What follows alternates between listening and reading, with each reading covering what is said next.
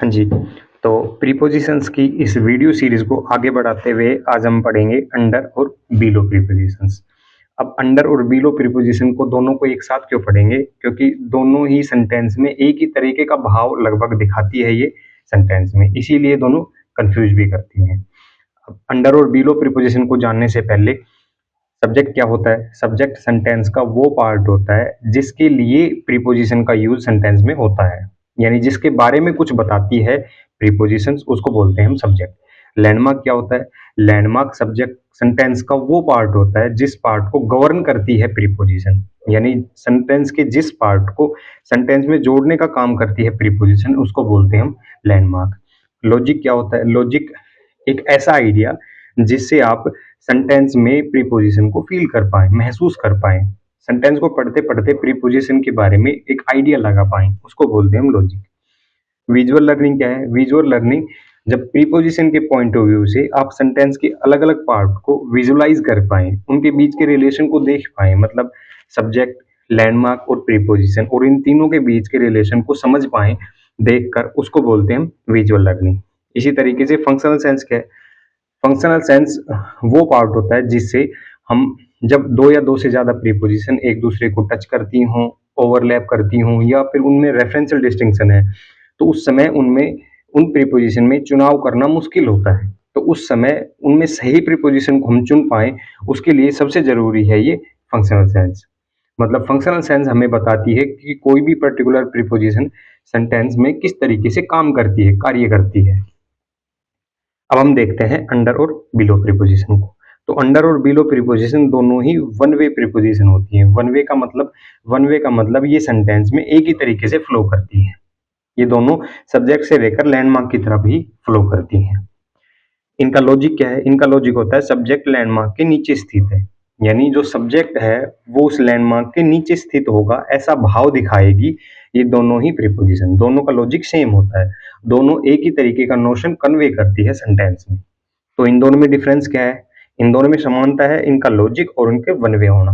इनमें डिफरेंस क्या है, अंतर क्या है, वो हम देखेंगे विजुअल लर्निंग और फंक्शनल साइंस से। इनकी विजुअल लर्निंग क्या है? इस तरीके से, ये लैंडमार्क है, ये सब्जेक्ट है और ये सब्जेक्ट है।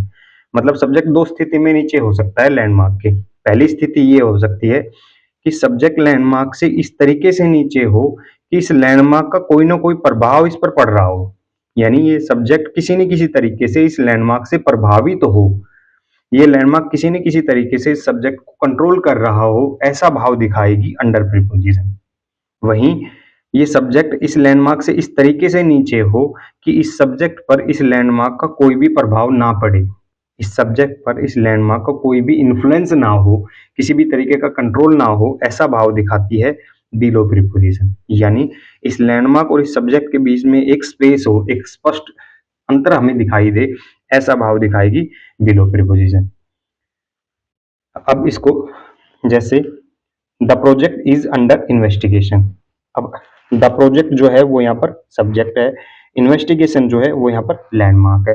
अब ये लैंडमार्क इस सब्जेक्ट को प्रभावित करती है, इन्फ्लुएंस करती है, इसलिए हमने यहाँ पर अंडर का यूज किया। क्योंकि जिस चीज की हम इन्वेस्टिगेशन करेंगे, ये सब्जेक्ट है यानी प्रोजेक्ट है, इसकी इन्वेस्टिगेशन हो रही है चारों तरफ से। यानी ये किसी न किसी तरीके से इडियोमेटिकली या मेटाफोरिकली ये लैंडमार्क जो है ये इस पर इन्फ्लुएंस डाल रहा है।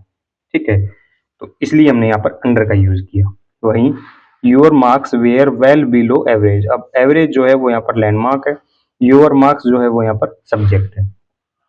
अब ये सब्जेक्ट इस लैंडमार्क से इस तरीके से अलग है, यानी सब्जेक्ट लैंडमार्क से नीचे तो स्थित है, लेकिन इस लैंडमार्क में और इस सब्जेक्ट में एक निश्चित स्पेस है, अंतर है स्पष्ट, दोनों अलग अलग प्लेन में लाई करते हैं। इसलिए जो लैंडमार्क है इस सब्जेक्ट को किसी भी तरीके से प्रभावित नहीं करता है, इसलिए हमने यहाँ पर बिलो का यूज किया। वहीं the cat is sleeping under the bed. The bed जो है वो यहाँ पर लैंडमार्क है, द कैट जो है वो यहाँ पर सब्जेक्ट है। अब इस सब्जेक्ट में और इस लैंडमार्क में, इन दोनों में अगर हम देखें तो ये सब्जेक्ट है, ये लैंडमार्क है, यानी दोनों एक ही प्लेन में लाई करते हैं। तो ये लैंडमार्क इस सब्जेक्ट को किसी न किसी तरीके से प्रभावित करेगा क्योंकि ये इसके क्षेत्र में है। सब्जेक्ट लैंडमार्क के इन्फ्लुएंस एरिया के अंदर स्थित है, इसलिए हमने यहाँ पर अंडर का यूज किया। He has a scar just below his left eye. His left eye जो है वो यहाँ पर लैंडमार्क है, स्केयर जो है वो यहाँ पर सब्जेक्ट है, यानी दाग, ठीक है, एक निशान। अब इस तरीके से ये सब्जेक्ट है, ये लैंडमार्क है, यानी जो निशान है उसके चेहरे पर वो इसकी लेफ्ट आई के नीचे है, यानी इन दोनों में एक डिफरेंस है। तो लैंडमार्क किसी भी तरीके से सब्जेक्ट को प्रभावित नहीं करता है, इसलिए हमने यहाँ पर बिलो का यूज किया है। दोनों अलग अलग प्लेन में लाई करते हैं। The situation is now under control. The situation जो है वो यहाँ पर सब्जेक्ट है, कंट्रोल जो है वो यहाँ पर लैंडमार्क है। अब जिस चीज को हम कंट्रोल करेंगे, तो मेटाफोरिकली अगर हम देखें, इडियोमेटिकली अगर हम देखें, तो इस लैंडमार्क का इस सब्जेक्ट पर पूरा पूरा प्रभाव होगा। इस तरीके से जैसे ये दोनों यहाँ लैंडमार्क है, यानी कंट्रोल है, ठीक है, ये कंट्रोल एरिया है, इन दोनों पे ये सब्जेक्ट है। तो इस तरीके से इन पर पूरा प्रभाव लैंडमार्क का होगा सब्जेक्ट पर। I am wearing A thermal shirt under my sweater. अब माई स्वेटर जो है वो यहाँ पर लैंडमार्क है, एक थर्मल शर्ट जो है वो यहाँ पर सब्जेक्ट है। अब ये सब्जेक्ट जो है इस लैंडमार्क के नीचे स्थित है, वहीं जो सब्जेक्ट है वो हर तरीके से इस लैंडमार्क के अंदर है, ठीक है। इस लैंडमार्क ने इसको चारों तरफ से कवर किया हुआ है, सब्जेक्ट लैंडमार्क के इन्फ्लुएंस एरिया के अंदर स्थित है, इसलिए हमने अंडर का यूज किया। She is under a lot of pressure at work. जो ए लॉट ऑफ प्रेशर है वो यहाँ पर लैंडमार्क है, सी जो है वो यहाँ पर सब्जेक्ट है। अब जो प्रेशर है वो हमें दिखाई नहीं देता, लेकिन मेटाफोरिकली, इडियोमेटिकली लैंडमार्क का इस सब्जेक्ट पर पूरा प्रभाव होता है। इस तरीके से ये लैंडमार्क है और ये सब्जेक्ट है, यानी लैंडमार्क ने सब्जेक्ट को मानसिक रूप से ढका हुआ है, कवर किया हुआ है, इसको प्रभावित कर रहा है, इसलिए हमने यहाँ पर अंडर का यूज किया। I had a crawl under the fence. The fence जो है वो यहाँ पर लैंडमार्क है, आई जो है वो यहाँ पर सब्जेक्ट है। आई क्रावल, जब हम इसके नीचे से इस तरीके से, फेंस के नीचे से जब, ठीक है, रगड़ के निकलते इस तरीके से, तो लैंडमार्क जो है वो सब्जेक्ट पर पूरा प्रभाव रखता है, यानी इन दोनों एक ही प्लेन में लाई करते हैं। ये लैंडमार्क यहाँ से शुरू होके ऊपर तक इस तरीके से, तो इसके बीच में है, इसलिए हमने यहाँ पर अंडर का यूज किया।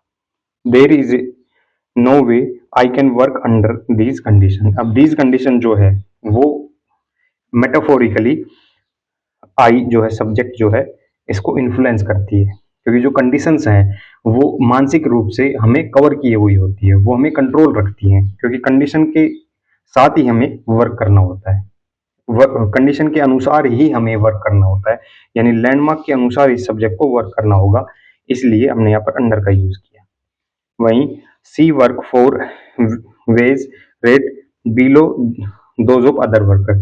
जो अदर वर्कर की वेज रेट है और सी की जो वेज रेट है, ये दोनों में अंतर है, ठीक है, जो लैंडमार्क की वेज रेट है और जो सब्जेक्ट की वेज रेट है, ठीक है, इन दोनों में एक डिफरेंस है, ये दोनों अलग अलग है, ये अलग प्लेन में लाई करती है, ये अलग प्लेन में लाई करती है, ये लैंडमार्क की वेज रेट है, ये सब्जेक्ट की, यानी लैंडमार्क किसी भी तरीके से सब्जेक्ट से कनेक्टेड नहीं है, इन दोनों में डिफरेंस है, इसलिए हमने बीलो का यूज किया। The live in the apartment, ये गलत है, वी आएगा यहाँ, we live in the apartment below ours, या दे, सॉरी दे आएगा, they live in the apartment below ours. जो हमारा अपार्टमेंट है और उनका अपार्टमेंट है वो दोनों अलग अलग बिल्डिंग पे हैं दोनों, ठीक है, हमारे अपार्टमेंट के नीचे लाई करता है, ये नीचे तो लाई करता है, लेकिन किसी भी तरीके से ये दोनों एक नहीं है, यानी ये अपार्टमेंट और ये अपार्टमेंट अलग अलग है, ये लैंडमार्क और ये सब्जेक्ट अलग अलग है, इसलिए हमने बिलो का यूज किया। The crime rate has Fallon below 10%। अब जो क्राइम रेट है वो यहाँ पर सब्जेक्ट है, जो 10% है वो यहाँ पर लैंडमार्क है। अब 10% का जो है वो एक अपना प्लेन है, और जो इसके नीचे है यानी कि 9% से 0% से 9% के बीच में, ये अलग प्लेन है पूरा, इसका मतलब ये इसको किसी भी तरीके से इन्फ्लुएंस नहीं कर सकती, ये दोनों अलग अलग डाटा है, इसीलिए हमने यहाँ पर बिलो का यूज किया। तो इसी तरीके से अगर आप SSC, CGL, CPO, CHSL, IBPS, CDS, NDA या कोई भी अन्य कॉम्पिटिटिव एग्जाम 2026 के लिए या किसी भी अन्य पर्पज के लिए इंग्लिश ग्रामर को, इंग्लिश लैंग्वेज को समझना चाहते हैं, जानना चाहते हैं, तो the secret life of prepositions एक वीडियो सीरीज जो अभी चल रही है स्वाध्याय पाठशाला पर, यहाँ हम इंग्लिश ग्रामर को लॉजिकली समझाने का प्रयास करेंगे आपको। आप आ सकते हैं स्वाध्याय पाठशाला पर।